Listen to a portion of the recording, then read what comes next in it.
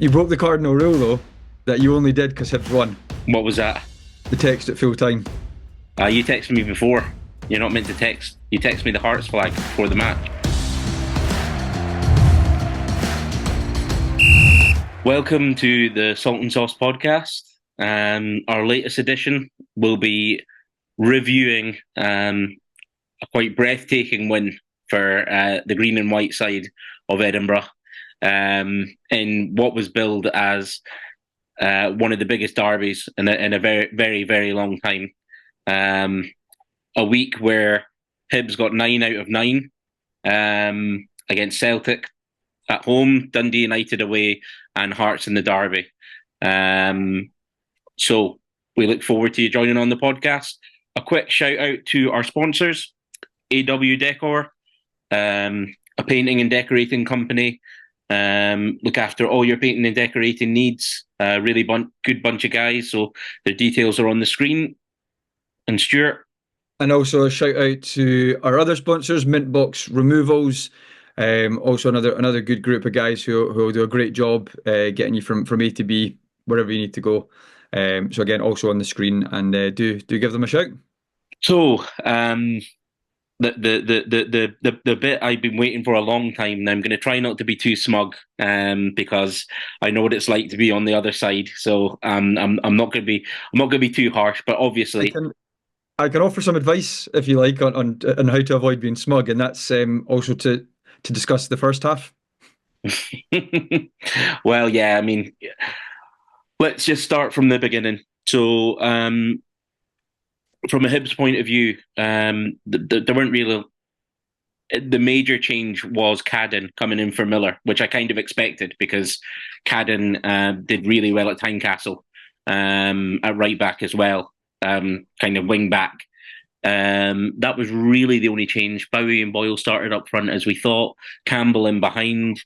Nathan Mariah Welsh kept his place in the team, and that was it. Johan was on the bench as well, which was a bit of a surprise because we didn't think he'd even be in the squad. So overall, no great surprises that way from a Hibs point of view.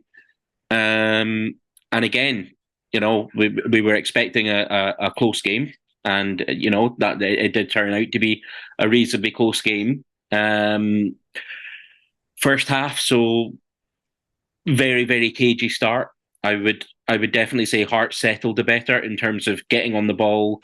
Beningame trying kind of pulling the strings in the midfield. Hibs just looked very nervous. The touches were all over the place. Balls going out of play, just kind of thrashing at balls, whereas Hearts were getting it down, playing some nice stuff. And when the Hibs goal came, it was against probably the run of play at that stage. I was thinking to myself, okay, when are Hibs going to wake up here? Anyway, Iredale plays a ball over the top.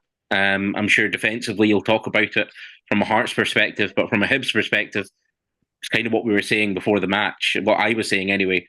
That's what Boyle can do. He's got electric pace, and it's an excellent finish to beat Craig Gordon from there.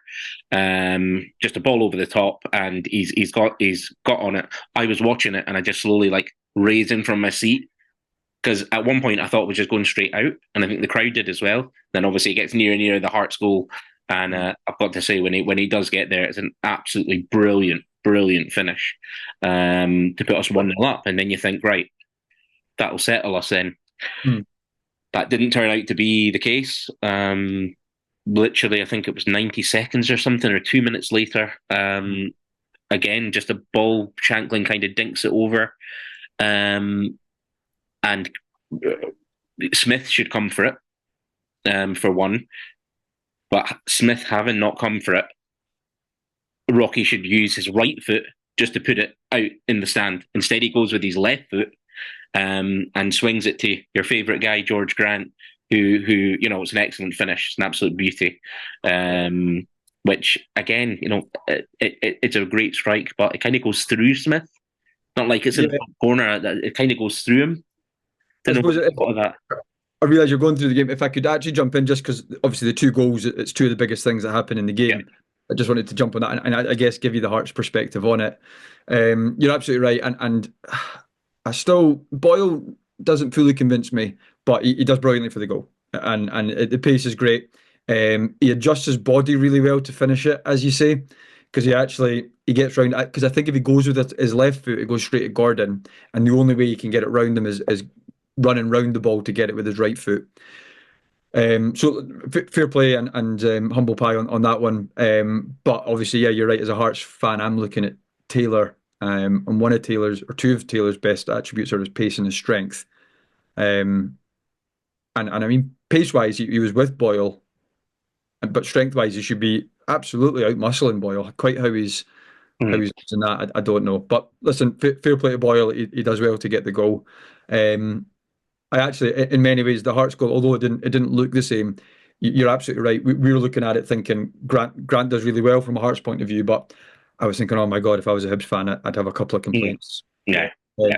and actually, the main one I picked out, you're right about Bashiri's clearance, you're right about maybe Smith right at the start, but as well as Grant does, because that ball could easily go out the stand. Mm.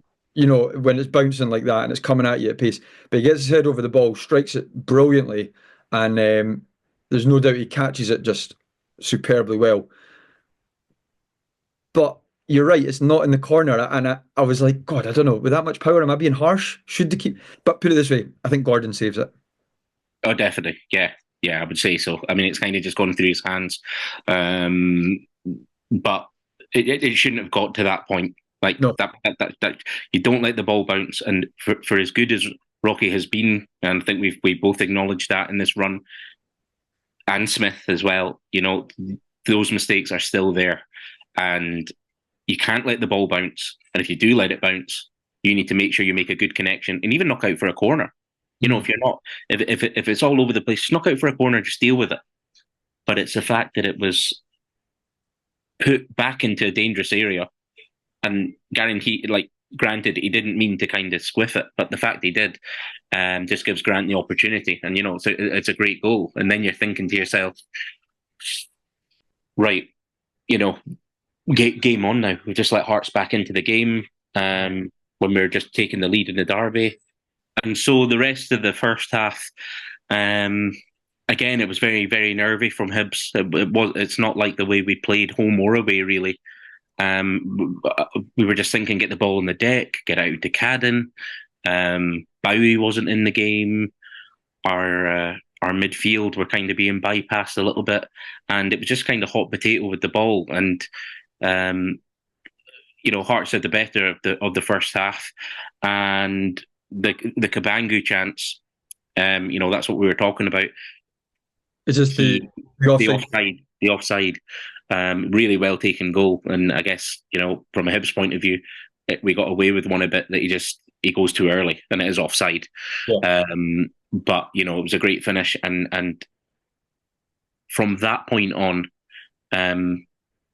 although Hearts were the better team and settled better in the first half, it wasn't like we were being peppered with great chances or stuff hitting the post or bar. It just Hearts had better control of the game. They settled better in that first half, and you're thinking to yourself, right, well, if this is going to be the pattern of the game, we could lose here today if something doesn't change. I don't know what you think yourself. No, I would agree. I'll come to like my overall review of the game, Yeah. summarize it. But certainly for the rest of the first half, I'm sure even the most diehard Hibs fan would say Hearts were the better team. And but you're right. Without, I wouldn't go as far as to describe it as like dominant or Mm. or anything like that. That said, I think if the Kabangu goal goes in, does go in. Sorry, if he's onside, I think that's a fair result at halftime. 2-1. In the same way, I wouldn't say we deserve to be absolutely blowing you away or anything like that. I think 2-1 is probably a fair result because I really don't think Hibs did anything outside of the goal. And even then, the goal, I'm looking at it from a defensive mistake point of view. Um, We had the Cadden one that was whipped across I know, Nick, which I just know, needs a toe on it. But apart yeah, from that, there was very little from Hibs in the first half. but even that one, your man in the middle's offside. I think it's Boyle, so Yeah, yeah. it's a non-event really. And I get that, but you make a good point as well. I would say any of the chances that Hearts had, it's similar to a ball being flashed across goal. All of them could have led to goals, but there wasn't really a moment where you thought, "Oh my God, that what a sitter." Yeah, That should have been in it. And you're right. It's exactly what I would describe the offside goal as. It's a wake up call and a bit of a let off for Hibs, and just a warning to them that look, you're right. If the way the game's going, you're going to lose. there Um, was a shaky moment as well where, sorry, before the goal, where Shanklin's hit the ball at Smith and he's kind of just like scooped it out. yeah, Again, that could go anywhere. And absolutely. there was more poor defending. The one where Shanklin got the header in. Yeah, yeah. Kind of It's a, what I mean, like, none a, of those are sitters. no, no. I mean, you'd But be doing well to score them, but but, it's but this is what we'll come on to.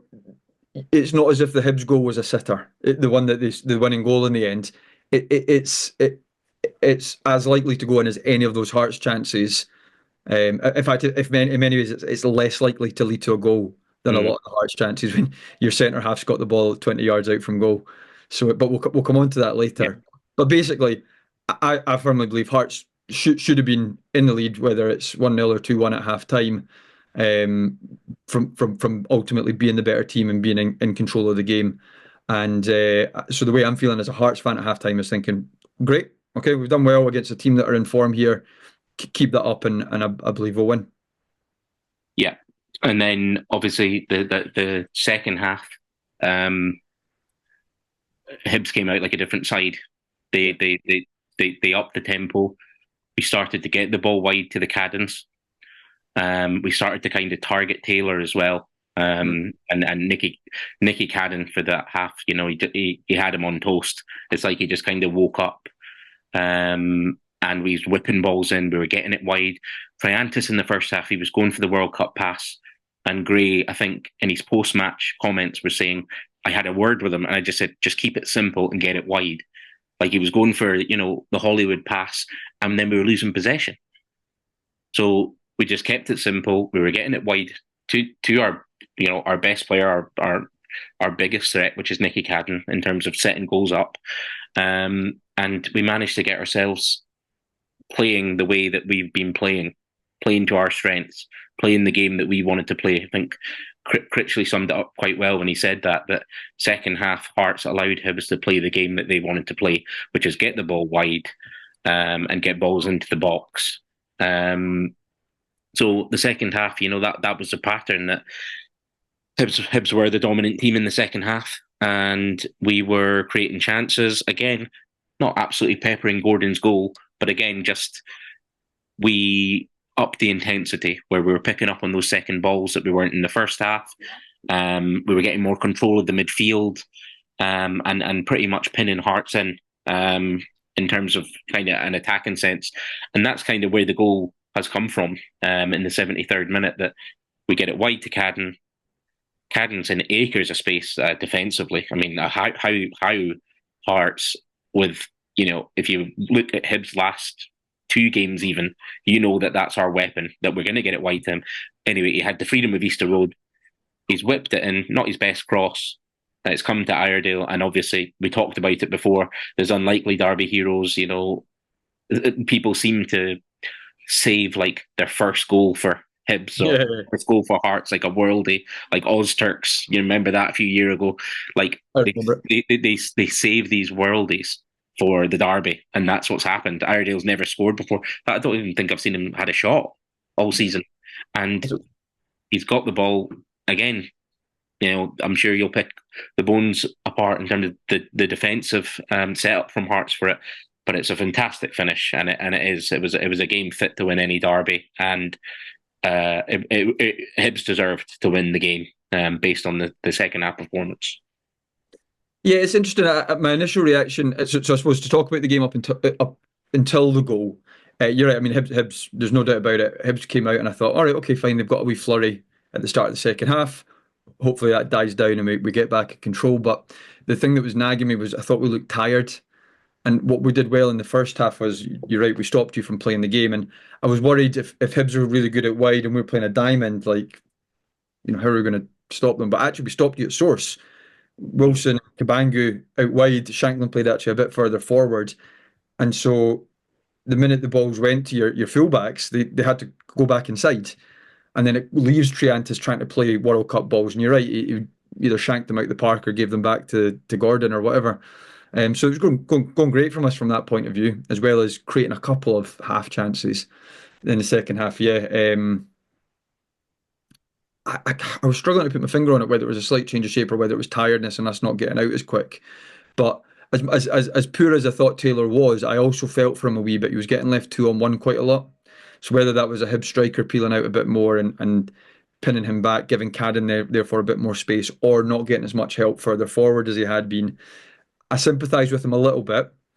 But that said, he was poor. There's no doubt about that. And sometimes then as a fullback, you need to stand your ground and defend first at that point, and recognise that Cadden's the danger man. And that's ultimately where it comes from. Is you're right, Cadden's got lots of space, but the irony is he actually doesn't put in a great ball Mm, when he gets that space. But sometimes they can be harder to defend. Because of course, yeah. if he does put in a good ball and there's pace on it, it means the defensive header can have pace on it Mm. as well. Whereas this one, it bounces, it's an awkward clearance, and that's exactly how it lands to Iredale. Shanklin could do more. Again, the only thing I'd say in Shanklin's defence is I'm thinking it's the centre half on his left foot, 20 yards out. You're right, Iredale. I don't think he will have too many shots, but I'm sure if he does, he could do that 99 more times and he'll clear the stand more than he'll score. It is obviously a brilliant finish. There's no obviously there's no argument with that. It is a goal fit to win the game.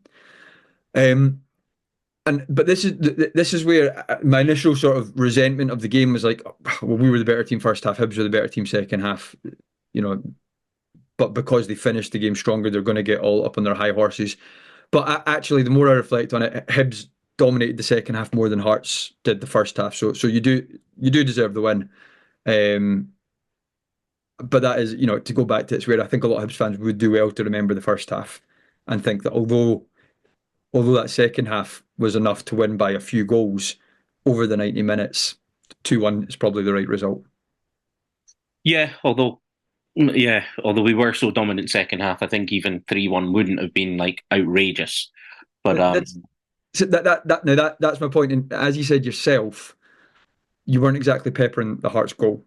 no, And but I just uh, mean, if I was looking back on the highlights earlier, there were a lot of balls in there that had our strikers been a bit more um, on the ball. Like Cadden was putting in some very, very dangerous balls.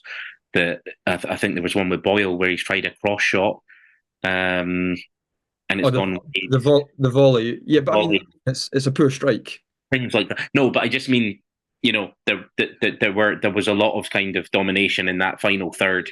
Hibs weren't just passing it about at the back, like dominating the ball. We were threatening high up on the pitch. Um, so No, I personally don't think 3-1 would have flattered us, to be honest, based on that second half. but then again, the second half is just half of a game of football, and I mean, Yeah, it was so ultimately, you've dominant. won and you've deserved to win. But this is where again, and maybe it's obviously being a Hearts fan from that sort of game, but um, I don't know. I just don't. You can play well for half a game of football and say you deserve to win by that margin. I would disagree with that unless you've absolutely hammered the goal and Gordon's pulled off 5 or 6 worldies. I would disagree. Yeah, I mean, Hearts weren't in the game at all second half, and even in the first half, Hibs still looked dangerous when we had the ball in the final third. Did you? Well, according to some of your Hearts fans, we still looked dangerous when we had the ball in that final third. Like I wasn't like, oh, Hearts are gonna score 2-3-0 here. Hmm. Um, No, I always thought we had goals in us, and it just took a bit of a tweak in terms of I think just calming the players down at halftime, getting our better players on the ball. And I think, as I said in the text, I thought if we did that, that we'd have too much for Hearts. no. And again, the last thing I wanted to come across as is thinking that I'm claiming for a draw or anything. I just in my opinion, I think Hibs fans have got carried away with the game as a whole because it was the second half you played better in. And I believe if you played that well in the first half and then taking your foot off the gas in the second half a little bit, I don't think you'd have said the same thing. In the same way that, and the example I'll give for you in this is the semi final at Hampden recently when, if you remember the Kingsley free kick, and Ellis Sim scored. Joe Newell got sent off, if you remember that one. So what happened in that game was Hearts were brilliant in the first half, raced into a 2-goal lead, took our foot off the gas a little bit. Hibs scored one and edged the second half. And I Mm. remember all the Hibs fans going, "Oh, what a performance that second half! We should have won it." But it's because of the recency rather than thinking about the whole 90 minutes, and I you think end as up well, 'cause we were down to 10 men as well for a part of that. for a part of it. But the Well, a point good part of it. the point again though is because it was the second half rather than the first half. That's the bit you remember the most. Stayed But the fresh. thing, Yeah, I mean, I was listening to Sports Sound as well, and they were saying, Hibs were worthy winners. yeah, From taking off my green spectacles. I was listening to what they were saying on the commentary as well, and they were saying, Hibs ran out deserved winners. Hearts edged the first half, which I'd agree with. Again, without like being dominant or anything like that, but I would say Hibs were dominant in that second half. I don't think and that's a that's stretch to say that. and that's why you deserve to win. I would give you that much. You're saying 2-1 rather than 3-1. Yeah, I suppose, and it's semantics about whether what it deserved to be. Because ultimately, I know you would have taken 1-0 with a scrappy last minute tap in, obviously. To be But honest, before the game, I was saying like a draw wouldn't be the worst result and because that too. had had Hearts rolled up to Easter Road, ended our run, Yeah, got within a point of us, the wheels could come off very quickly. Whereas like it's not going to be the same if our unbeaten run comes to an end at Celtic Park, which it might yeah, well do yeah. um, on Sunday, or like if we were to lose it to like Kilmarnock, you know what I mean, with like a 1-0 or something. It's not going to have the same But if it's Hearts, impact. Whereas Hearts doing that, obviously the celebrations, the run coming to an end, home derby, all I, that thing. Like there was a lot of pressure, and I think in some ways that was what the first half was about for the Hibs players. We just didn't quite deal with the occasion. yeah. Well, I suppose this brings me to my final point. Is I was going to say as much as I think there is everyone's going to be smug after a victory, and there's different levels of smugness. I think what partly why the Hibs fans are doing it is because of what it is, as you say, 9 points out of nine from three tough fixtures. Absolutely. It extends it to 15 and all that. So, I mean, have to hold your hands up as a Hearts fan at that point and say fair play, and that's you in third now as well. Which, I mean, if I told you that in December, you'd have laughed at me. That would have been ridiculous. Someone shared the point swing, and look, Hearts have had a good point swing as well. Like Hearts are Yeah, one of the form teams in the league as well. I'm not taking that away, and I think that's why the celebrations have been so big as well because yeah, Hibs fans were worried about yeah, Hearts coming and ending that. yeah. Uh, Whereas, the fact we won it and the two previous results before, we no Hibs fan would have dreamt of getting 9 out of 9 from those run of three games. And it just, I think for Hibs fans, we've had so many years of not feeling connected to the team, of not wanting the manager out, of just a kind of nothingness. Whereas the last three games, you can just see it all kind of come together with the squad, with a manager in charge now that just like speaks sense. If Mm. when we were on the bad run, he's consistent with his kind of approach. Doesn't get too high, doesn't get too low, and we've got a manager that can set us up to compete and win big games. And that is a very long time since Hibs have had that. So I think this is a kind of outpouring of emotion as well from a Hibs point of view, not just beating Hearts, which obviously is a big deal, but it's back-to-back wins. We were at Tynecastle a few weeks ago, and that was a huge test, and we came through that. And then, okay, it would be typical Hibs to allow Hearts to come to Easter Road. We don't turn up and lose that. So I think it's a big relief, and it's also a connection that the fans are feeling with the club that we've not had for quite a few years. I think, yeah, I get it, and it actually feeds into my point even more that I actually think that's where it confuses the overall 90-minute dominance of the game versus, i.e., would it be a 2-1 versus a 3-1? And I think what you've got there is is a 2-1 victory with so many other factors that make it feel Yeah, even better. yeah, But absolutely. again, look, there's no point in arguing about whether it deserved to be 2-1 or 3-1. You Yeah. got the win. You deserved the win. It's a great goal to have won it. It comes at the end of a great week, so there's a million things going well for Hibs there. But you did mention Celtic this weekend, which is your upcoming fixture. I suppose if if ever there was a time to believe that you could do that, it's now. Yes. I believe, obviously, we've spoken about it before, and I know the week we've had and the last result against Celtic at Easter Road, it is a different ball game going to Celtic Park. They will be desperate as well because obviously um, they feel like they should have had that equaliser as well. So they're going to have all that, and they're going to go full strength against Hibs, and I think they're going to try and put us in our place. So it's a bit of a worry because obviously we've talked about it before. Hibs turn up and Celtic turn up. Celtic are going to win comfortably because they've better players in every position. However, what I would say is as I say, the run we've been on, the character we've shown, what we can cause teams as well. What we've shown we can cause the best teams in the league is we can create chances. It's just, can we defend properly? Can we not gift Celtic an early lead, for example? If we can go there and get our noses in front, we could make life very, very difficult for them. And look, I think for the first time in years, I'm thinking we can go there and give them a game.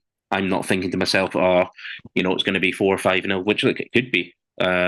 Celtic could just dominate us completely, and we have an off day, and they absolutely hammer us. But I'm optimistic we can go there and we can at least make a game of it. And I wouldn't be like overly shocked if we go there and win. Um, It's I, interesting, I suppose, to compare how you might feel now versus when the draw was made. And this is maybe a good reflection on just how good Hibs have been recently. Is that I imagine your initial reaction was that's a Celtic Cup, yeah, that's or exactly what I said. 99, That's what I said. 99% Yeah, that. But now, obviously, beating Hearts, beating Dundee United, but most relevantly beating Celtic, yeah, it's um, it's not that you think you're going to win, but it's a massive step in the right direction of believing that you yeah. can. Yeah, I believe that if Celtic have a bit of an off day again, Yeah. and likes of Bowie, Boyle, these guys, Nicky Cadden, if they all turn up and Celtic are slightly off it, we Mm. could really, really make life difficult for them. Um, The other risk you've got, you're right. There's an element of revenge here of Celtic saying, right, you've had your fun last time. mm, We'll show you what we can do now. And yeah, and the scary thing is, as well as Hibs are doing that, it could still happen. of course it could. Of You've course it could. also you've also got Celtic. They could lose another 5 games in the league and still win the league, but Yeah, they can't lose any games in the cup because they're out, and this is their treble. exactly, exactly. So you've got the treble, you've got the fact they've just lost to Hibs. They feel like they should have had that equaliser, Yeah. and they want to they want to put Hibs in their place. So you've all that. But look, I'm confident the team can go there and like not get hammered. Do you know what it reminds me of though? Do you remember they played Aberdeen in the cup Yeah, earlier this season? And yeah, Aberdeen were like, "Oh, we're going to put in flying. a chance." And Aberdeen had won every game and blah, blah, blah. And Celtic won 6-0. Yeah, I'm not saying Celtic will beat Hibs 6-0, right. but what I suppose what we're both saying is they could turn up and just go, right, sod it, you're getting hammered today. Yeah. If Celtic turn up, we're not going to win. Yeah, no, I get that. I get that. And I'm honest enough to say that as we said, the gap between Hibs and Celtic is bigger than Celtic and Bayern. So like, Yeah. if they turn up and their best players, the fact they can bring guys like Schlupp and Jota off the bench, and it's ridiculous the kind of array of talent they have. But we can cause them problems. Bowie can ragdoll their defenders, Boyle pace them behind, Campbell with his late runs into the box, Cadden. It just all depends how we defend as well. If what I would like to see us do is kind of we keep it maybe a bit tighter than we did at Easter Road. We can't have an open game at Celtic Park, or we could get hammered. We have to keep it tight, frustrate them, get the ball up to Bowie to hold it up, feed off him, play our way into the game, and then have a go second half. Hopefully, if we're still in the game, then I think that's kind of going to be our route to victory. We have to be defensively solid because they are Yeah, going to throw everything at us to try and blow us away early. yeah, no, fair enough. Fair enough, and in many ways, game of the round, that one. But I suppose at this stage they're all good games. But Hibs Celtic, game of the round. So, Um, Hearts at home to Dundee on Friday night. yeah, Just got my ticket sorted for that one actually, but last minute. But for me, a couple of things. One, obviously, I haven't played Dundee recently, and actually, well, a couple of times over the last couple of months, and 8-0 aggregate across those two games. Obviously, confident that we can and should win, I would say. Am I concerned about we've lost, well, strictly speaking, we've lost two of the last three there. I suppose having played well in the first half on Sunday, although not brilliant, played well in the first half and then poor in the second half. That doesn't concern me too much. One bad half of football, and then before that, beating St Mirren in a tough game, and then the Rangers game we spoke about was crazy. So as much as it's two defeats out of three, it doesn't concern me a huge amount, and also the fact that our poor performance happened to be against Hibs, who are in such good form at the minute. Um, it doesn't concern me a great deal. Dundee in pretty rotten form as well. That said, cup games, it's all about just getting the win and getting into the next round. So huge opportunity for Hearts to obviously that's a big setback in us trying to get thirds. It's not off the table, but it makes it a lot less likely. So obviously get to a cup final or of course winning the cup would be lovely this season. But yeah, I believe we should be beating Dundee 2-0, I'd say, Friday night. That'll be my prediction. 2-0 yeah. Hearts. I mean, Dundee are in danger of relegation. The wheels have really come off there. I think from one of our first podcasts where we were talking about, what a challenge it was to face the Dundee side, and and it's a cup game as well. So they are going to have a different mentality. Will there be a hangover for Hearts? The fans aren't going to give them much. The Hearts fans I'm talking about, if Hearts start poorly, I don't think there's going to be much leeway for the players for that second half at Easter Road. I'm just going by kind of a few of the comments and a few of the Hearts fans I've spoken to. They're kind of disgusted in that second half against Hibs. So I expect a Hearts win and expect a comfortable Hearts win. However, if Hearts don't start well, it could be an uncomfortable night. I would disagree that I think the players have got credit in the bank. I mean, obviously, like any, I know what fans are like. There would be a couple of come on, get the finger out and all that. But no, I think they've got credit in the bank for the resurgence, which has been obviously not quite as much as Hibs, but it's absolutely been Yeah, there. yeah, I suppose now we're probably down to about fourth in the Critchley table since he took over, but that's hardly a disaster for Hearts. Um, so no, I think there's a bit of credit in the bank there that, barring it being an awful performance, would stick by them and recognise that we just need to win and get through yeah, ultimately. yeah. But who knows? Football fans can be fickle at the best of times. So I'm going for 2-0 on that one. What are you saying? Yeah, but I'd go the same. I think it's going to be And 2-0. 2-0. Celtic, Celtic Hibs. It could be anything. Yeah, it really could be. Right, I'm going to go head and heart. Okay. Head over heart. No, I'm going to give you what my head says and Oh, what my right, heart okay. says. My head says 2-1 Celtic. My heart says 1-0 Hibs.